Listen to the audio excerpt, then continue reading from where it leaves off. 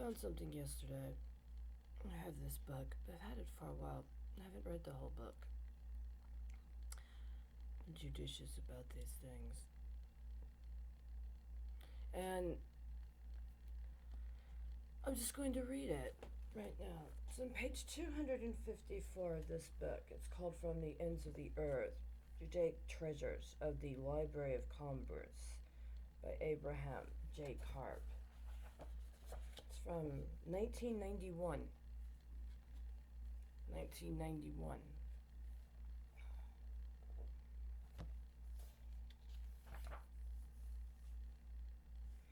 Oh, sorry. Page 253. Order number 11. The New York Times called General Orders number 11, issued by Major General U.S. Grant on December 17th, 1862, quote, one of the deepest sensations of the war, end quote. Grant's order read, quote, the Jews, as a class violating every regulation of trade established by the Treasury Department, and also department orders, are hereby expelled from the department within 24 hours from the receipt of this order.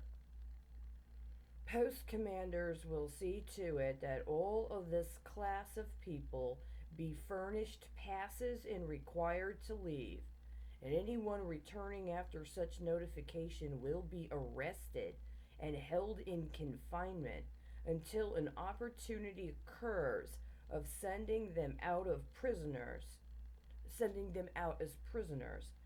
unless furnished with permit from headquarters. No passes will be given these people to visit headquarters for the purpose of making personal application of trade permits, end quote. Caesar J. Caskell of Paducah, Kentucky, immediately set out for Washington to put the matter before President Lincoln. Ohio Congressman John A. Gurley escorted him to the White House, where Caskell apprised the president of what Grant had done. Lincoln wrote a note to General-in-Chief H.W. Halleck, who sent a telegram to General Grant forthwith, quote, a paper purporting to be General Orders number 11, issued by you December 17th, has been presented here. By its terms, it expels all Jews from your department. If such an order has been issued, it will be immediately revoked. End quote. In the meantime, the hue and cry had been raised, and delegations descended upon Washington. Editorials appeared in newspapers of the major cities, most of them attacking, but some also defending Order number 11. Jewish periodicals inveighed against the order, and two national Jewish organizations sent formal memoranda of protest. Both are in Lincoln papers and, hitherto, not having been published, deserve quotation in toto. Quote, United Order B'nai B'rith, Missouri Lodge, St. Louis, January 5th, 1863. To His Excellency Abraham Lincoln, President, U.S. Sir, an order expelling and ostracizing all Jews as a class has been issued by Major General U.S. Grant and has been enforced at Holly Springs, Trenton, Corinth, Paducah, Jackson, and other places. In the name of the class of loyal citizens of the U.S. which we in part represent, in the name of hundreds who have been driven from their houses, deprived of their liberty, and injured in their property without having violated any law or regulation, in the name of the thousands of our brethren and our children who have died and are now willingly sacrificing their lives and fortunes for the Union and the suppression of this rebellion, in the name of religious liberty, of justice and humanity, we enter our solemn protest against this order and ask of you, the defender and protector of Constitution, to annul that order and protect the liberties even of your humblest constituents. It is signed by Morris Hoffman, Secretary, and Henry Kuttner, President. End quote. The set of resolutions adopted by the Board of Delegates of American Israelites at a special meeting of its executive committee in New York on January 8, 1863, Henry I. Hart, Esquire, presiding, is longer and stronger. It then goes on to give an order, or rather a quotation of a very extensive invocation before repudiating what was done. It is signed by a Meyer S. Isaacs, secretary of what would be the Board of Delegates of American Israelites. I am absolutely astounded. I never learned about this. Nobody ever told us about this. But I'm very concerned for a number of reasons. First of all, I have already reflected how this past summer, within the last 2 to 3 months, including after the beginning of May of 2021, there has been an incredibly anti-Semitic process ongoing in connection with a number of illegal mintages, or rather illegal coinage with specific mintages, not only in the United States, by the way, but also in the Russian Federation. And that the process identifying very specific and strategic periods of time, as reflected through policy initiated and engaged by the Treasury Department, it goes all the way demonstrably back to the Civil War, during the time frame wherein debt was being incurred in the issuance of bonds by the United States that was also connected to, specifically and primarily, purchases by other countries or people from other countries, specifically and mostly Europe. And how those associations, time spatially, also correlate with issuances that are identifiably connected to time frames wherein it was announced that there were significant pogroms in Russia, that there were 2 major periods of alleged activity associated with comprehensive pogroms in Russia and Eastern Europe that also directly correlate specifically with silver coinage in the United States, including pieces of legislation passed around coinage in the United States. And not only that, but in the several years building up toward the Holocaust, or as the Holocaust was being effectuated in Europe, which not only targeted Jews, but a very specific targeting of Jews involved. That the way that policy changed and the way that the Department of Treasury engaged, specifically when it came to processes associated with certification, demonstrates that trend and that pattern. And that as these periods of time would happen, it was as if there were specific kinds of matters that had to be accomplished in order for the coinage to be successfully secured.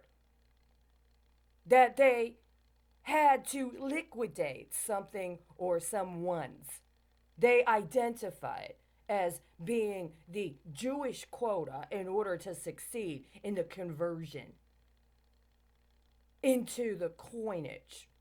And that they've been doing that the last several months. And that this horrific conspiracy has not been identified and not been called out by anybody. And that there are a number of people that are more than aware, directly and precisely aware. And for whatever reason, they just refuse to say anything about it. Part of what has been going on as well is this process of occasionally, under certain circumstances, creating these scenarios where they set up false paradigms of Jewish conversion, including compelled conversion, and doing this swap around. And you see it targeting people internationally, and it's been going on domestically, and it has an incredibly disgustingly sexualized connotation. But it's also led to incredibly horrible crimes. And that brings up the second major point, which is the strange thing that happened in 2011. 2010, I was on a bus in San Francisco, and I was on my cell phone, and I was talking to a former friend of mine I knew. And he told me, he said to me on the phone, he said, yeah, well, we talked to this guy, right, who everybody understood was Jewish, and who happened to have had a financial relationship with me at that point in time. I was alleged to be in default on, even though I now understand that's not the situation. That he was in default on a very huge level, and it became convenient to intentionally libel me as part of another more heinous scheme, right? And this person who used to be my friend told me on the phone, yeah, well, he said he talked to your father, and your father said, you're not really Jewish. And, well, that's crazy. He said this. That's crazy. And while I like a little crazy in my Irish people, that's too crazy for me. I can't talk to you anymore. I was completely cut off from that community. Nobody will acknowledge I exist. This has nothing to do with me being too crazy, or whether or not my father wanted to certify me being Jewish. They have a book, or at least they used to. It gives genealogical information on people going all the way back to the Mayflower, the first 1600, as they call it, 1600. In the genealogical line of succession of my grandfather, there is a family name that comes into my family name. That family name is primarily identified with a specific geographic region of this country. When I went to college, one of the first people I met was somebody from that particular region of the country who had parents, both of whom were academics at a college in that area. When I was born, there was pending a several $100 million general obligation bond issue from that area that was brokered by a brokerage that has been consistently issuing general obligation and municipal bonds up until this time frame in a manner that very strategically and repeatedly intersects with my life and defines what my reality is in ways that nobody wants to acknowledge. You all knew. Every one of you motherfuckers knew at least enough to know. It wasn't that I wasn't Jewish, an authentic manner for you to be able to substantiate your acknowledgement of me. It was that I actually had family that repudiated the President of the United States for engaging in heinous acts of anti-Semitism. Apparently, these papers concerning Abraham Lincoln's response to what turned out to be a president later on. And here's the thing, not only was he a president later on, but his son got arrested for bond fraud. He was almost impeached for fucking bond fraud in connection with debt from the Civil War during a time frame when there were numerous coinage law changes. Did they take these efforts by Grant from the Civil War and use them in underwriting connected to issuance of Civil War bond debt so that they could spend the last 150 or more years flipping slave bonds after they liquidate Jewish assets? And were you motherfuckers just hoping that I would have enough Jew in my blood that if you all cut me off and libeled me, including as a sex predator that had no fucking basis in reality, that I would be your Jewish conversion? That you would let them kidnap me and steal my life and expose me to some of the most heinous amoral processes? And no matter who I contacted, a senator, the office of the president, even if it was just the goddamn local fucking police, you had every intention of having me harvested to fucking death. Well, you pretended that the onus was on me because I wasn't Jewish enough for you to acknowledge. But I was definitely Jewish enough for you to get fucking paid, right?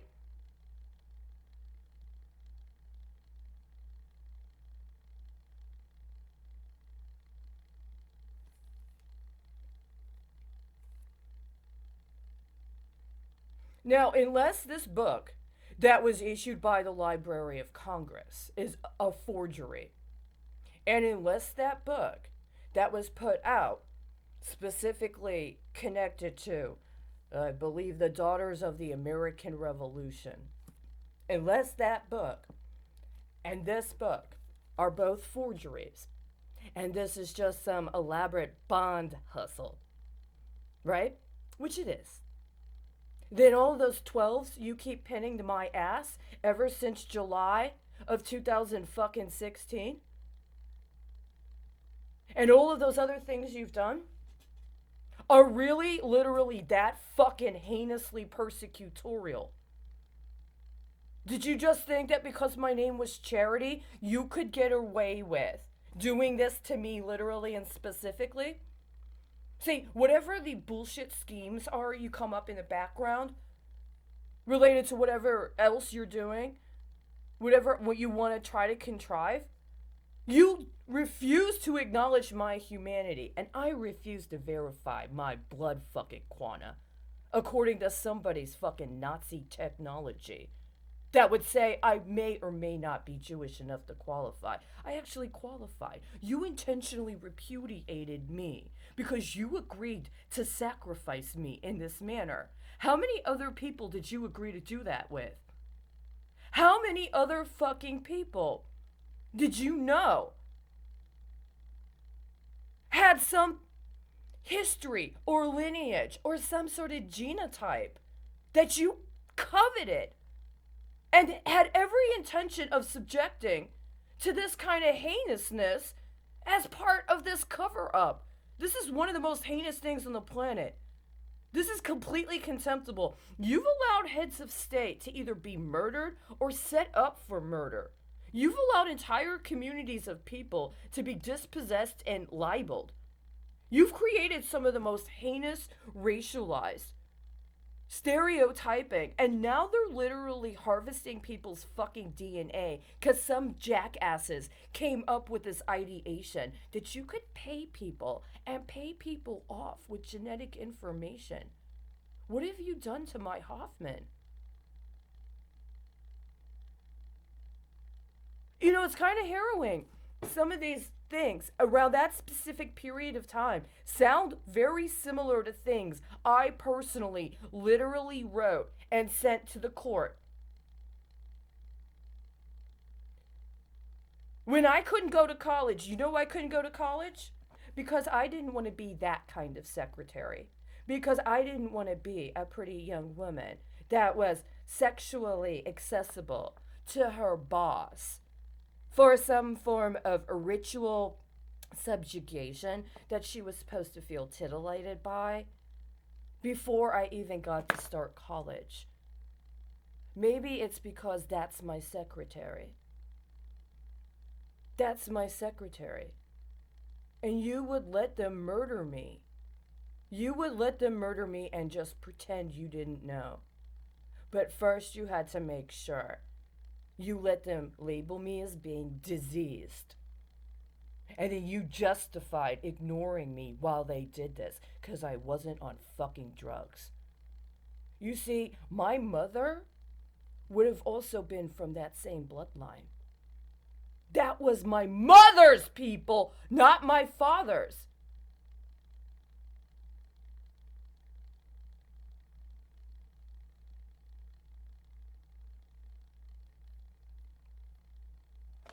You knew. You knew when you were born. The ironic thing is,